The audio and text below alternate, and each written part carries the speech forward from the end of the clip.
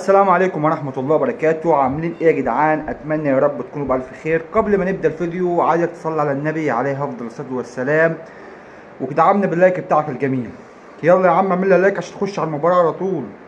اللايك يا جدع، بتبص لي اللايك فين؟ عملت لايك؟ طب تعالى. النهارده ان شاء الله معنا مباراة الهلال والعدمية اللي هتتلعب اليوم في كأس حاتم الشريف. تمام، يعني كأس بطولة قوية جدا، يعني كأس، يعني بطولة، يعني الهلال لازم يقدم كل اللي عنده. طبعا المباراة دي هتتلعب من الدور ال16، هتنقل على قناة SSC سبورت HD 1. كل التوفيق للهلال اللي احنا نشوف مباراة كويسة جدا جدا.